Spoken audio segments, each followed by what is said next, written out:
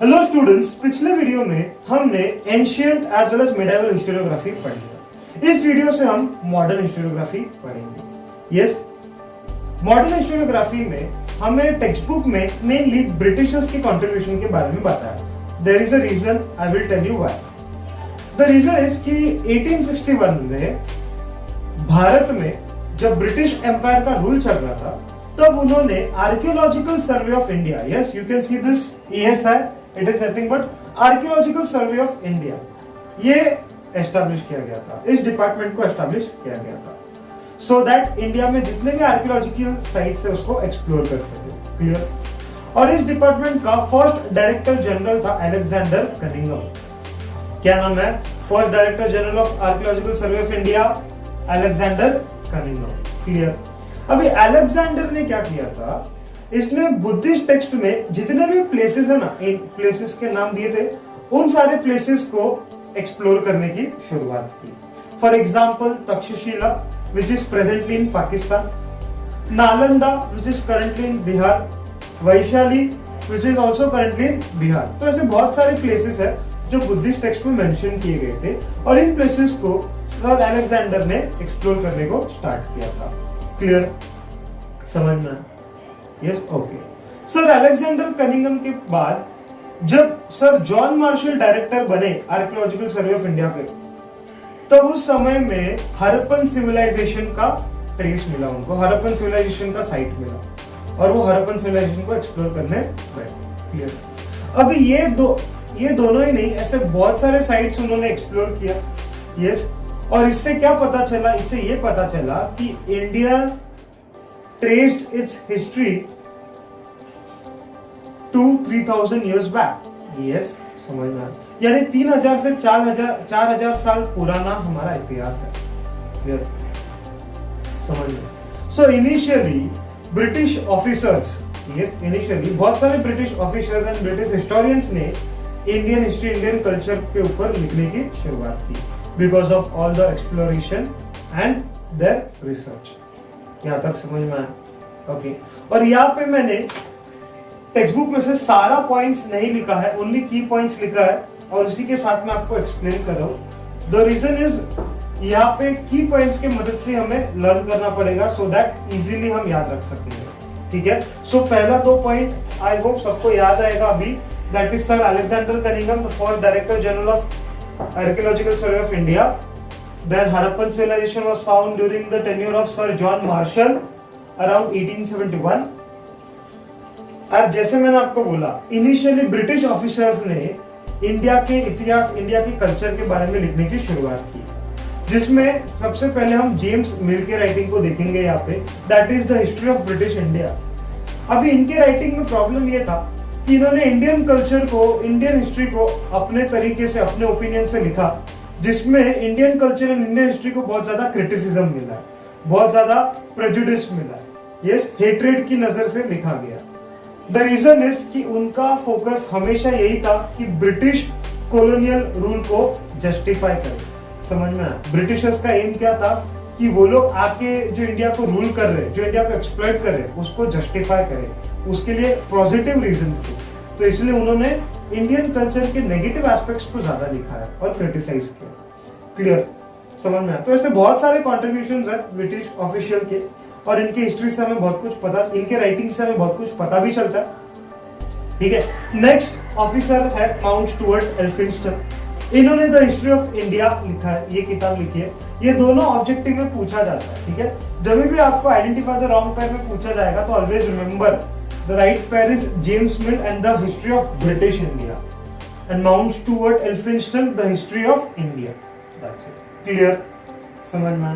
Okay. इसके बाद और भी हमें ब्रिटिश ऑफिसर्स और हिस्टोरियंस के बारे में बताया जिन्होंने बहुत सारी किताबें लिखी है। फॉर एग्जाम्पल ग्रैंड डफ, इन्होंने मराठा एम्पायर, मराठा रूलर्स पे हिस्ट्री लिखा है। You can see the name, yes, Grand Duff writing, that is the history of Marathas. अभी इनका भी प्रॉब्लम ये था कि इन्होंने बहुत ज्यादा क्रिटिसाइज किया है मराठा रूल्स को। यस, मराठा रूलर्स को काफी क्रिटिसाइज किया, मराठा एम्पायर्स को काफी क्रिटिसाइज किया। इसी रीजन की वजह से हमारे तो Indian historians Nilkanth J Kirtane यानी Nilkanth Janardan Kirtane as well as Vishwanath Kashinath Rajwade, इन दोनों हिस्टोरियन ने ग्रैंड डफ्स के राइटिंग्स में जो लिमिटेशंस था यस उसको एक्सपोज किया। लिमिटेशंस यानी ड्रॉबैक, यस जो जो गलत तरीके से लिखने की कोशिश की ग्रैंड डफ ने उनको ये लोग ने एक्सपोज किया। क्लियर, समझ में आया? विश्वनाथ काशीनाथ राजवाड़े के बारे में और भी डिटेल में आगे के पार्ट में दिया है, हम वहां पे अच्छे से देखेंगे। एज वेल एज मैं कुछ इंपॉर्टेंट फैक्ट भी बताऊंगा जो टेक्स्ट बुक में नहीं दिया, सो दैट हमें अच्छे से याद है। क्लियर। और एक छोटा सा कॉन्ट्रीब्यूशन कर्नल टॉड का भी है, जिन्होंने राजस्थान की हिस्ट्री के बारे में लिखा, एंड सेम इन्होंने भी राजस्थान के जितने भी रूलर्स हैं उनको क्रिटिसाइज किया।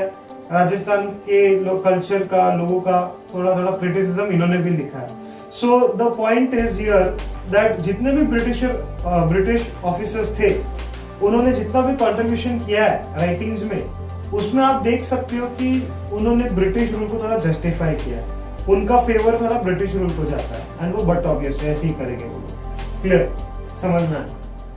बट इसका मतलब ये नहीं कि सारे ब्रिटिश ऑफिसर्स, सारे ब्रिटिश ऑफिशियल्स ने सिर्फ क्रिटिसाइज ही किया है। ऐसे थोड़े बहुत ऑफिसर्स है जिन्होंने इंडियन कल्चर को एडमायर भी किया है, वो हम आगे के पार्ट में देखेंगे। यहाँ तक आपको समझ में आया सबको? क्लियर। हेलो स्टूडेंट्स, 2.1 का पार्ट कंप्लीट हो गया। अभी हम स्टार्ट करेंगे 2.2 से, that is ideological framework. Yes, ideological framework in Indian historiography. Ideological framework का मतलब ही स्टूडेंट्स कंसेप्चुअल फ्रेमवर्क होता है, जो हमने चैप्टर 1 में पढ़ा था। चैप्टर 1 में हमने पढ़ा था कि हिस्टोरियोग्राफी में जो हिस्टोरिकल रिसर्च मेथड है उसमें एक स्टेप में हमें कंसेप्चुअल फ्रेमवर्क डिसाइड करना पड़ता है। तब मैंने आपको मीनिंग बताया था approach of writer. Yes, writer कौन से अप्रोच से लिखता है वो बहुत जनरल मीनिंग का। अभी स्पेसिफिक मीनिंग में आपको एक्सप्लेन कर सकता हूँ बिकॉज हमारे पास स्पेसिफिक एग्जांपल्स है। अभी यहाँ पे इंडियन हिस्टोरियोग्राफी की बात चल रही है, तो इंडियन हिस्टोरियोग्राफी में there are specific ideological framework, there are specific conceptual framework. For example colonial historiography, orientalist historiography, nationalistic historiography etcetera. तो और बहुत सारे हैं, आगे पढ़ेंगे हम, एक एक करके डिटेल में देखेंगे। तो यहाँ पे हम स्टार्ट कर रहे हैं कॉलोनियल हिस्टोरियोग्राफी से। किससे स्टार्ट कर रहे हैं? कॉलोनियल हिस्टोरियोग्राफी से। पहले नाम का मतलब समझ लेते हैं। कॉलोनियल, कॉलोनियल मतलब ये वर्ड कॉलोनियलिज्म से रिलेटेड है। द थिंग इज, जब ब्रिटिशर्स यहाँ पे कॉलोनीज में आने लगे और यहाँ पे रूल करने लगे, वो कंसेप्ट को हम कॉलोनियलिज्म बोलने लगे। क्लियर। अभी कॉलोनियल हिस्टोरियोग्राफी का मतलब वो जो भी राइटअप्स, जो भी राइटिंग्स हमें दिखेगा उसमें हमें कॉलोनियल हिस्ट्री का जस्टिफिकेशन दिखेगा, that is colonial historiography. For example, अगर मैं ब्रिटिश हिस्टोरियन हूं और अगर सपोज मैं कुछ लिख रहा हूं तो उसमें मैं कॉलोनियल हिस्ट्री के फेवर में लिखूंगा, मैं कॉलोनियलिज्म को जस्टिफाई करूंगा, मैं बोलूंगा कि ब्रिटिशर्स ने जो किया अच्छा किया। इस तरीके से होता है ये आइडियोलॉजी। समझना। Let's see point by point. Indian history initially were written by British officials and Christian missionaries. Christian missionaries का मतलब क्या? मिशनरीज का मतलब होता है those people who promote religion. तो जब मैं क्रिश्चियन मिशनरीज की बात कर रहा हूं, it means the people who are promoting Christian religion, right? तो उसको हम क्रिश्चियन मिशनरीज बोलते हैं। क्लियर, समझ में? तो अभी इनिशियली जो भारत का इतिहास था, भारतीय के कल्चर के बारे में था, वो जनरली स्टार्टिंग में ब्रिटिश ऑफिसर्स और क्रिश्चियन मिशनरीज लिख रहे थे। तो बट ऑब्वियस है कि ये लोग कभी भी एडमायर नहीं करेंगे ज्यादा, ये लोग किसी ना किसी तरीके से जस्टिफाई करेंगे। देयर प्रेजुडाइज, प्रेजुडाइज का मतलब होता है hatred. Yes, hatred. Their prejudice is clearly reflected in their writings.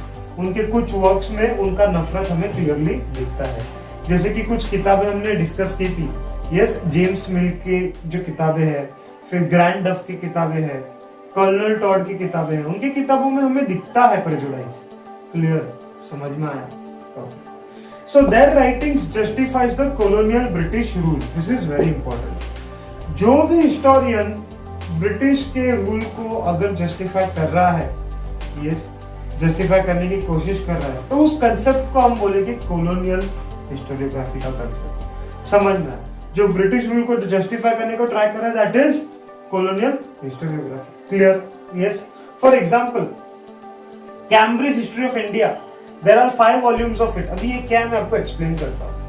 देखो, इंग्लैंड में कैम्ब्रिज यूनिवर्सिटी है और इस यूनिवर्सिटी ने हिस्ट्री ऑफ इंडिया ऐसा बुक पब्लिश किया था जिसको हम कैम्ब्रिज हिस्ट्री ऑफ इंडिया बोलते हैं। और इन्होंने एकदम clearly Indian history and Indian culture को क्रिटिसाइज किया है। क्लियरली उनका प्रेजुडिस, उनका नफरत हमें उनकी किताबों से दिखता है। And there are total 5 volumes and all these 5 volumes are justifying the rule of Britishers. Clear? Understood? Colonial historiography is very simple, समझ में आया? अगर आपको एग्जाम में शॉर्ट नोट्स पूछा जाता है तो आपको एज इट इज यही पॉइंट्स लिखने हैं। Clear? Understood? Okay, thank you so much. Hello students, colonial historiography पढ़ने के बाद अभी हम ओरिएंटलिस्ट हिस्टोरियोग्राफी पढ़ेंगे। ओरिएंटलिस्ट का मतलब क्या?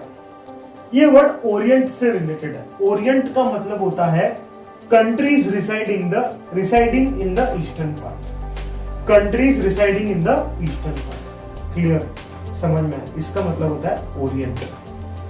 जो भी हिस्टोरियन, जो भी स्कॉलर ओरिएंटल पीपल पे लिखते हैं, ओरिएंटल लोगों के कल्चर को स्टडी करते हैं, ओरिएंटल लोगों के बारे में जानने की कोशिश करते हैं, ओरिएंट के ओवरऑल हिस्ट्री को समझने की कोशिश करते हैं, उनको हम ओरिएंटलिस्ट बोलते हैं। क्या बोलते हैं? ओरिएंटलिस्ट। क्लियर? एक बार फिर से पढ़े।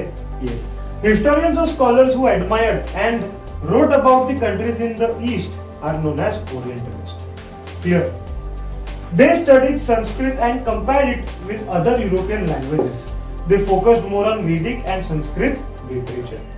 देखो, हिस्टोरियन और स्कॉलर्स बहुत सारे ओरिएंटल कंट्रीज के ऊपर स्टडी करते थे, लेकिन उसमें से बहुत सारे स्कॉलर्स का फोकस होता था संस्कृत लैंग्वेज पे, because they were trying to understand the origin of the language. और वो लैंग्वेज इतना इंपॉर्टेंट था कि बहुत सारी इंडो यूरोपियन लैंग्वेजेस के साथ रिलेशन है संस्कृत लैंग्वेज का, इसलिए वो लोग स्टडी करने का ट्राई कर रहे थे। क्लियर? आज भी रिसर्च चालू है, आज भी स्टडी कंपैरेटिवली चालू है। ठीक है? अभी इन्होंने ज्यादा से ज्यादा फोकस किया वैदिक एंड संस्कृत लिटरेचर्स पे। बहुत सारे एंशिएंट टेक्स्ट उनको मिला जो संस्कृत लैंग्वेज पे है और बहुत सारे वैदिक लिटरेचर्स मिले जो वो भी संस्कृत में है। तो all those scholars and historians tried to study Vedic and Sanskrit literatures. इतना ही नहीं, 1748 में सर विलियम जोन्स ने बंगाल में भी कोलकाता में एशियाटिक सोसाइटी को एस्टैब्लिश किया और तब से इंडियन हिस्ट्री की रिसर्च वहां पे चालू हो गई। क्लियर? इंडियन हिस्ट्री के ऊपर रिसर्च चालू हो गया। इतना ही नहीं, और भी स्कॉलर है जिन्होंने संस्कृत लैंग्वेज के ऊपर बहुत ज्यादा स्टडी किया। For example, Friedrich Max Muller. Sanskrit was the most ancient language, ऐसा इनका कहना था। इन्होंने और ये भी बोला कि he is deeply interested in Sanskrit literature. Clear? ये संस्कृत लिटरेचर में बहुत ज्यादा इंटरेस्टेड है। ओके, एंड संस्कृत लिटरेचर को उन्होंने ट्रांसलेट भी किया। यस, अभी इसमें से जो संस्कृत लिटरेचर है उसमें से एक स्पेसिफिक बुक का नाम है हितोपदेश। हितोपदेश वो बुक है जिसमें फेरी टेल्स है, एनिमल के कैरेक्टर्स बहुत सारे हैं। यस, बहुत सारे अच्छे से स्टोरीज है उसमें। तो वो हितोपदेश को इन्होंने ट्रांसलेट किया। क्लियर? ट्रांसलेट किया और उन्होंने क्या किया? उन्होंने the sacred books of the east करके पब्लिश किया बुक को। Yes, the sacred books of the east. इतना ही नहीं, इन्होंने ऋग्वेदा को कंपाइल किया एंड उसको जर्मन में ट्रांसलेट किया। ऋग्वेदा को कंपाइल करके जर्मन में ट्रांसलेट किया। This part is important because अगर आपको डायरेक्टली भी पूछा फ्रेडरिक मैक्स मुलर के बारे में तो आप आराम से लिख सकते हो। क्लियर? ये सारे फ्रेडरिक मैक्स मुलर के ही पॉइंट्स हैं। Now let's understand about Edward W Said. मैंने यहाँ पे सिर्फ एक सेंटेंस लिखा है, that is Edward W Said revaluated orientalist writing. ये इसलिए बिकॉज एडवर्ड ने एक सच्चाई लोगों को बताई थी और वो ओरिएंटलिज्म नाम के बुक में बताया था। इन्होंने बोला कि कुछ ओरिएंटलिस्ट स्कॉलर्स ऐसे हैं जो इंपीरियलिस्टिक मोटिव से ओरिएंट को स्टडी कर रहे हैं। इंपीरियलिस्टिक मोटिव से मतलब वो लोग जो भी ओरिएंटल है उनके कल्चर को स्टडी करने को ट्राई कर रहे हैं और उनके कल्चर को बुक में प्रिमिटिव बता रहे हैं। Yes, primitive in the sense बहुत आदि मानव जमाने का है, वो ठीक से नहीं रहते, दे आर नॉट सिविलाइज्ड, इस तरीके से पोर्ट्रे किया है, ठीक है। और ओरिएंटलिस्ट स्कॉलर्स का एम ये था कि ओरिएंट को जानो और उन पर कैसे हम काम कर सकते हैं, उनको कैसे हम डोमिनेट कर सकते हैं, उस पर प्लान बनाओ। इस तरीके से चीजों को इन्होंने एक्सपोज किया, एडवर्ड डब्ल्यू सेंट। क्लियर?